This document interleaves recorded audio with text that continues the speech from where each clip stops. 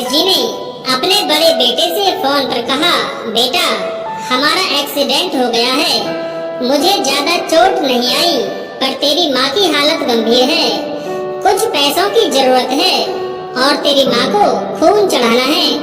उनके बड़े इंजीनियर बेटे ने जवाब दिया, पापा मैं बहुत व्यस्त हूँ, मैं आज और कल नहीं आ सकता क्योंकि मुझे विदेश में नौकरी का पैकेज मिला है तो उसी की तैयारी कर रहा हूँ।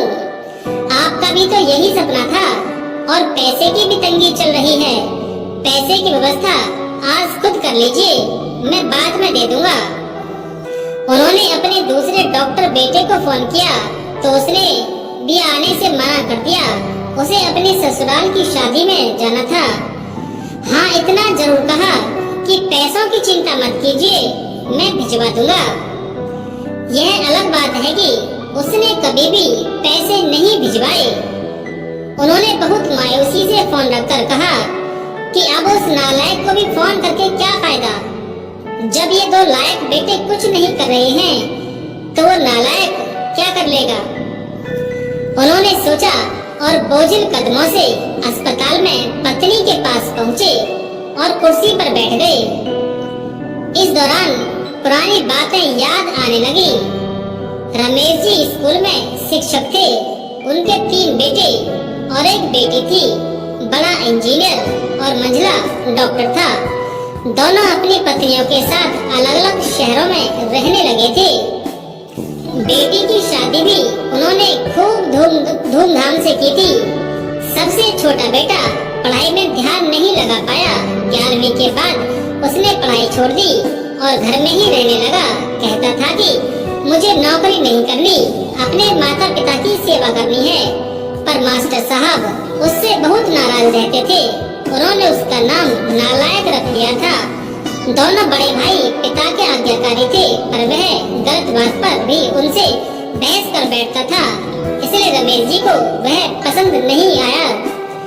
जब रमेश जी रिटायर हुए तो जमा पूंजी कुछ नहीं थी, सारी बचत दोनों बच्चों की उच्च शिक्षा और बेटी की शादी में ही खर्च हो गई थी। शहर में एक घर और गांव में थोड़ी सी जमीन थी। घर का खर्च उनकी पेंशन से चल रहा था। रमेश जी को जब लगा कि छोटा बेटा सुधरने वाला नहीं तो उन्होंने बंटवारा कर दिया और उसके हिस्से की जमीन उसे देकर गांव में ही भेज दिया। हालांकि वह जाना नहीं चाहता था पर पिता की जिद के आगे झुक गया और गांव में ही झोंपड़ी बनाकर रहने लगा। रमेश जी जब भी अपने दोनों होनहार और लायक बेटों की तारीफ किया करते थे तो उनका सीना गर्व से चौड़ा हो जाया करता था, पर उस नालायक का नाम भी नहीं लेते थे। 2 दिन पहले दोनों पति पत्नी का एक्सीडेंट हो गया था। वह अपनी पत्नी के साथ सरकारी अस्पताल में भर्ती थे। डॉक्टर ने उनकी पत्नी को ऑपरेशन करने को कहा था। जब उस नालायक बेटा को किसी तरह माँ की तबीयत की जानकारी हुई तो वह अस्पताल पहुंच गया, लेकिन रमेश जी ने गुस्से से मुंह फेर लिया, पर उसने पापा के पैर छुए और रोते हुए बोला, पापा आपने इस नालायक को क्यों नहीं बताया, पर मैंने भी आप लोगों के पास जासूस छोड़ रखे हैं, खबर मिलते ही भाग आया हूँ। पापा के विरोध के बावजूद उसने उनको एक बड़े अस्पताल में भर्ती कराया, माँ का ऑपरेशन कराया और अपना खून दिया। दिन रात उनकी सेवा में लगा रहता था। एक दिन अचानक वह गायब हो गया। वह उसके बारे में फिर से बुरा सोचने लगे थे कि तीसरे दिन वह फिर वापस आ गया। महीने भर में ही माँ एकदम ठीक हो गई। वह अस्पताल से छुट्टी लेकर उन लोगों को घर ले आया। रमेश जी के पूछने पर बता दिया कि खैराती यानी ट्रस्ट का अस्पताल था, पैसे नहीं लगे हैं। घर में नौकरानी थी, वह उन लोगों को वहीं छोड़कर वापस गांव चला गया। धीरे धीरे सब कुछ सामान्य हो गया। एक दिन उनके मन में आया कि उस नालायक की खबर ली जाए, लेकिन जब गांव में पहुंचे तो झोंपड़ी में ताला देखकर चौंक गए। उन्होंने वहां खेत में काम कर रहे आदमी से पूछा तो उसने कहा, यह खेत अब मेरे हैं। क्या? पर यह तो उन्हें आश्चर्य हुआ। उस आदमी ने कहा, हाँ, उसकी माँ की तबीयत बहुत खराब थी, लेकिन उसके पास पैसे नहीं थे, तो उसने सारे खेत बेच दिए। अब वह रोजी रोटी की तलाश में दूसरे शहर में चला गया है। बस यही झोपड़ी उसके पास रह गई है। यह रही उसकी चाबी।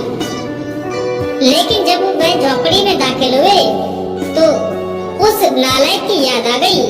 टेबल पर लिफाफा खोलकर देखा तो उसमें रखा अस्पताल का 9 लाख रुपए का बिल। उनको मुंह चिढ़ाने लगा। उन्होंने अपनी पत्नी से कहा, पालकी, तुम्हारा बेटा नालायक तो था ही, झूठा भी है। अचानक उनके आंखों से आंसू गिरने लगे और वे जोर से चिल्लाए, तू कहाँ चला गया नालायक?